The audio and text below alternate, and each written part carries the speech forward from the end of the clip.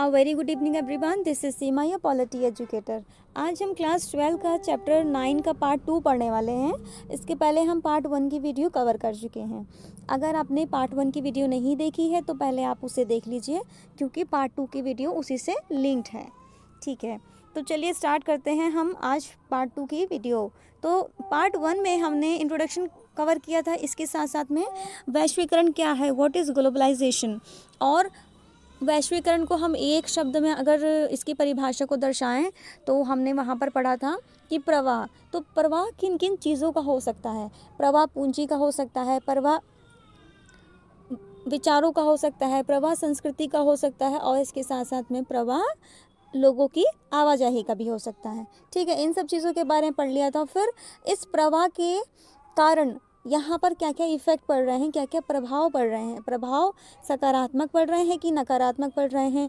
अगर सकारात्मक पड़ भी रहे हैं तो कितना सकारात्मक है और कितना नकारात्मक, ज़्यादा प्रभाव किसका पड़ा है, इसके बारे में भी हमने डिस्कशन किया था. उसी के साथ साथ में हम डायमेंशंस पढ़ रहे थे. जो डायमेंशंस हम पढ़ रहे थे तो उसमें हम राजनीतिक प्रभाव, पॉलिटिकल इफ़ेक्ट को हम कवर कर चुके थे. उसी के आगे कंटिन्यू करते हुए आज हम पढ़ेंगे आर्थिक प्रभाव. तो चलिए आज की वीडियो स्टार्ट करते हैं. वैश्वीकरण के आर्थिक पहलू के बारे में सब कुछ भले ही नहीं जाना जा सके, लेकिन ये कहा जा सकता है कि वैश्वीकरण को लेकर जारी बहसों का बड़ा हिस्सा और इस बहस की दिशा इसी पहलू से संबंधित है. जैसे ही आर्थिक वैश्वीकरण का उल्लेख होता है, हमारा ध्यान अंतर्राष्ट्रीय मुद्रा कोष और विश्व व्यापार संगठन जैसी अंतर्राष्ट्रीय संस्थाओं तथा विश्व भर में आर्थिक नीतियों के निर्धारण में इनके द्वारा निभाई गई भूमिका पर जाता है. ठीक है, तो जैसे ही हम पैसे की बात करते हैं, वित्त की बात करते हैं, ठीक है, तो हमारा सबसे ज़्यादा ध्यान किस पे जाता है. जो यूनाइटेड नेशन ऑर्गेनाइजेशन में एक संगठन बना हुआ है, अंतर्राष्ट्रीय मुद्रा कोष और विश्व व्यापार संगठन, world trade organisation and international monetary fund.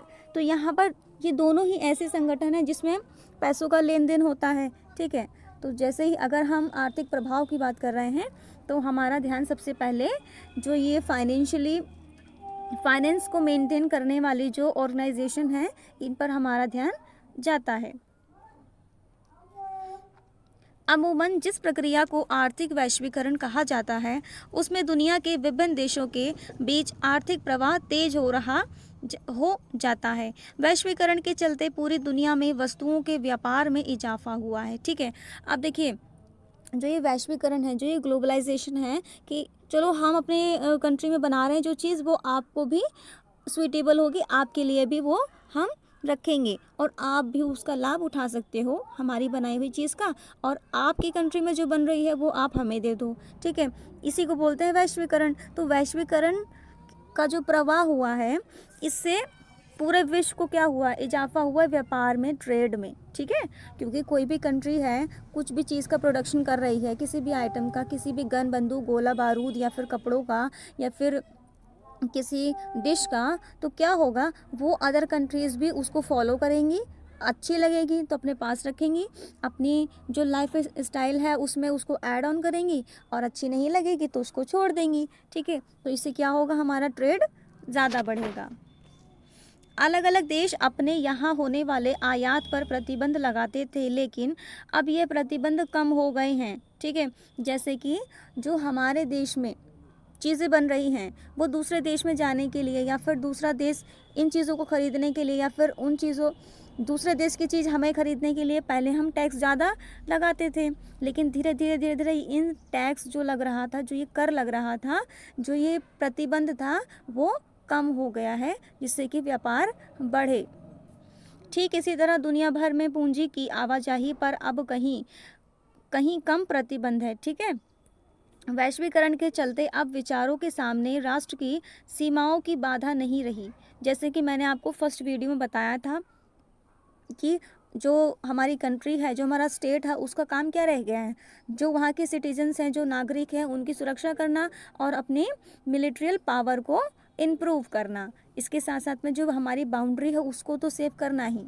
ठीक है, सरहद है उसको तो सेव करना ही, लेकिन वहाँ से जो ट्रेड हो रहा है, उस ट्रेड में एक स्टेबिलिटी लेकर आना।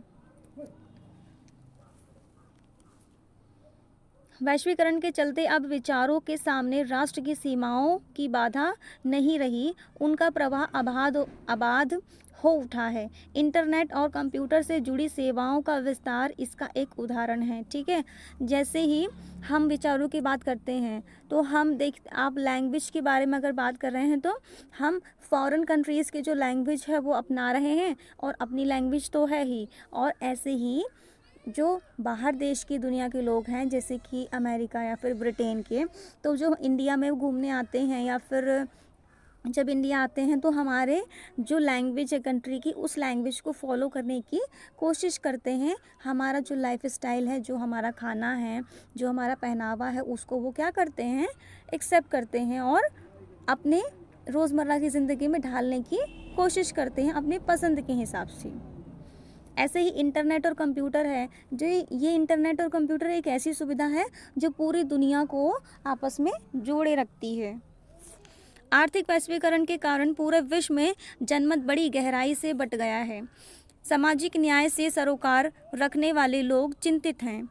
इनका कहना है कि आर्थिक वैश्वीकरण से आबादी के एक बड़े छोटे तबके को फ़ायदा होगा, जबकि नौकरी और जन कल्याण, शिक्षा, स्वास्थ्य, साफ सफाई की सुविधा आदि के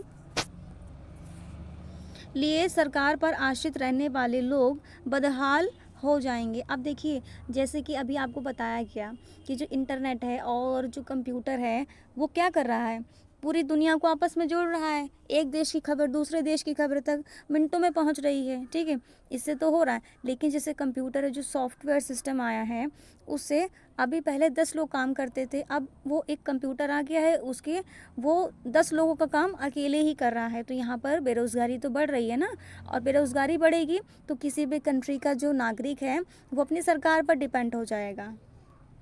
ठीक है, आर्थिक सुविधाओं के लिए, सामाजिक सुविधाओं के लिए, ठीक है, राजनीतिक सुविधाओं के लिए, जैसे कि किसी भी व्यक्ति, अगर किसी व्यक्ति का रोज़गार नहीं है, वो बेरोज़गार है, तो वो अपनी जो बेसिक नीड्स है उसको फुलफ़िल करने में तो असमर्थ हो जाएगा ना, तो वो सरकार पर डिपेंड हो जाएगा।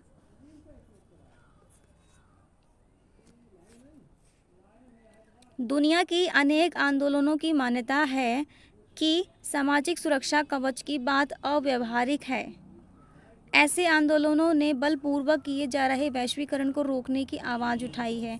ठीक है, ये जो वैश्वीकरण, जो ग्लोबलाइजेशन है, जो एक कंट्री का दूसरे कंट्री से इतना मेल जोल रखना, अपनी संस्कृति को लेकर, अपने पहनावे के लेकर, अपने प्रोडक्शन को लेकर, अपने ट्रेड को लेकर, इस पर क्या हुआ है, वो लोग ये इतना आवाजाही, इतना सहयोग नहीं चाह रहे हैं, क्योंकि इसके नेगेटिव इफ़ेक्ट भी हैं ना।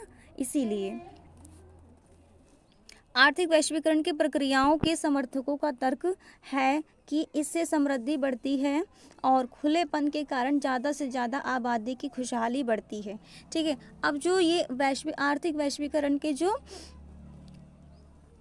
तर्क में लोग दे रहे हैं, यानी कि आर्थिक वैश्वीकरण के जो पक्ष में लोग हैं, वो ये कह रहे हैं कि इससे खुलेपन की नीति अपनाई जाती है। ठीक है, खुलापन इन द सेंस कि हम जो भी काम कर रहे हैं वो सामने वाले के लिए भी लाभदायक होगा और हमारे लिए तो होगा ही। खुलापन मतलब किसी और कंट्री की संस्कृति या फिर चीज़ों को अपनाना और अपनी चीज़ों को उन्हें भी अपनाने देना।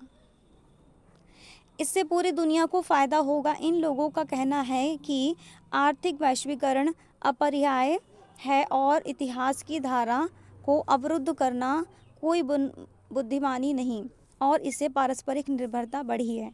ठीक है, तो जो ये आर्थिक वैश्वीकरण है, इसमें क्या हुआ, पारस्परिक निर्भरता इन द सेंस कि सभी कंट्रीज़ हैं किसी एक या फिर अनेक मुद्दों को लेकर क्या करती हैं, आपस में सहयोग कर रही हैं और एक दूसरे पर निर्भर हुई हैं। अब इसके बाद हम इसका जो तीसरा प्रभाव है, लास्ट है, इसको भी डिस्कस कर लेते हैं इस वीडियो में। तो फ्रेंड्स, अगर आपको ये वीडियो अच्छा लग रहा हो या फिर आपको इस वीडियो से कोई भी नॉलेज मिली हो या इन्फॉर्मेशन मिली हो जो आपको नहीं पता थी, तो आप इस वीडियो को सब्सक्राइब कर लीजिए, मेरे चैनल को सब्सक्राइब कर लीजिए, इस वीडियो को लाइक कर दीजिए। सांस्कृतिक प्रभाव।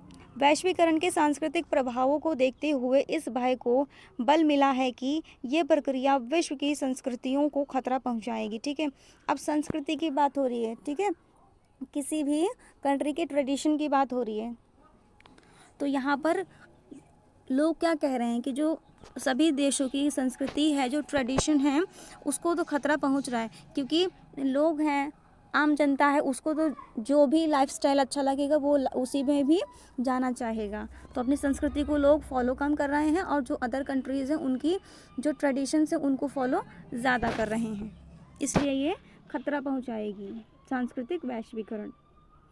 क्योंकि वैश्वीकरण सांस्कृतिक समरूपता को ले आता है।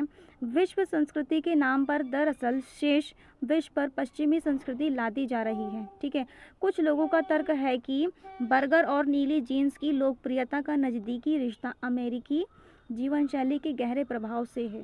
ठीक है, अब देखिए, जब हम संस्कृति की बात करते हैं तो लाइफ स्टाइल ही इसमें मेन टॉपिक होता है, मेन मुद्दा होता है कि हम अपने जीवन को किस तरीके से जी रहे हैं, क्या हमारे जीवन जीने की जीवन शैली है। ठीक है, तो यहाँ पर हम अक्सर करके जो पश्चिमी संस्कृति है उस पश्चिमी संस्कृति को अपना रहे हैं, जो वेस्टर्न ट्रेडिशन है उसको हम फॉलो कर रहे हैं, जैसे कि अमेरिका का। ठीक है, अमेरिका की हम जीन्स पहन रहे हैं, अमेरिका के हम बूट्स पहन रहे हैं। ठीक है, इस तरीके के जो हम चीज़ों का अपनी लाइफस्टाइल में ऐड ऑन कर रहे हैं, और यहाँ से तो हम अपनी संस्कृति को भूलते जा रहे हैं। अपनी संस्कृति क्या है? साड़ी। ठीक है, साड़ी पहनना, और हम साड़ी को छोड़ के क्या पहन रहे हैं? जीन्स पहन रहे हैं। तो अपनी संस्कृति को एक तरीके से भूल रहे हैं, तो अपनी संस्कृति के लिए, अपने देश के लिए तो खतरा है ही ना। क्योंकि राजनीतिक और आर्थिक रूप से प्रभुत्वशाली संस्कृति कम ताकतवर समाजों पर अपनी छाप छोड़ती है। ठीक है, विभिन्न संस्कृतियाँ अब अपने को प्रभुत्वशाली अमेरिकी ढर्रे पर ढालने लगी हैं, और काफ़ी सारी जो संस्कृति हैं, काफ़ी सारी जो कंट्रीज़ हैं, वो अपनी जो जीवन शैली है, जो लाइफस्टाइल है, वो चाहती हैं कि जैसा अमेरिका का लाइफस्टाइल है वैसा ही हो जाए। इसीलिए ये केवल गरीब देशों के लिए ही नहीं बल्कि समूची मानवता के लिए एक खतरनाक है। ठीक है, पूरी जो मानवता है उसको ये खतरा पहुंचा रहा है सांस्कृतिक वैश्वीकरण, क्योंकि वो अपनी संस्कृति को भूल रहे हैं। और कोई भी कंट्री अगर अपनी संस्कृति को भूल जाएगा और दूसरों की संस्कृति पर डिपेंड हो जाएगा तो वो अपनी सॉवरेनिटी कहीं ना कहीं धीरे धीरे खो रहा है। इसके साथ साथ ये मान लेना एक भूल है कि वैश्वीकरण के सांस्कृतिक प्रभाव सिर्फ नकारात्मक हैं।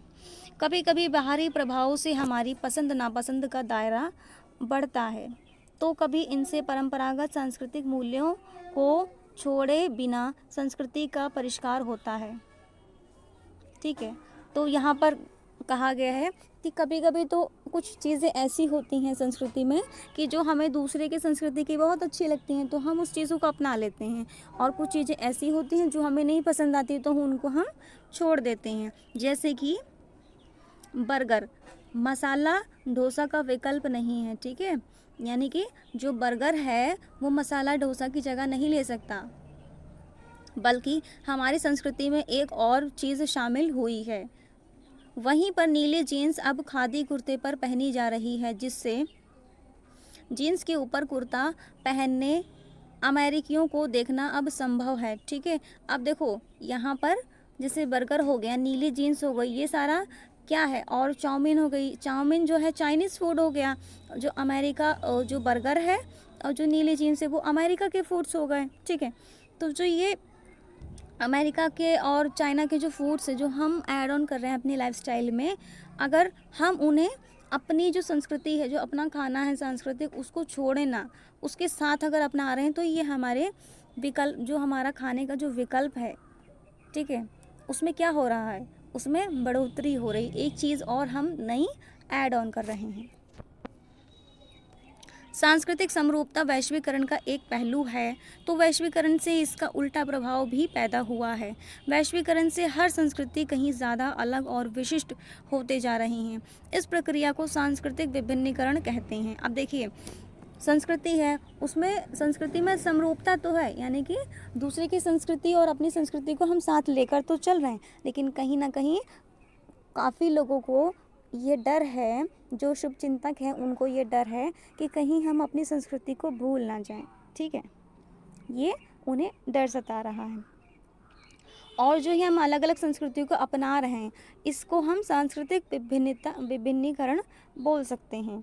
इसी के साथ साथ में मैकडोनल्ड वो चीज़ होती है, यहाँ पर मेंशन नहीं है।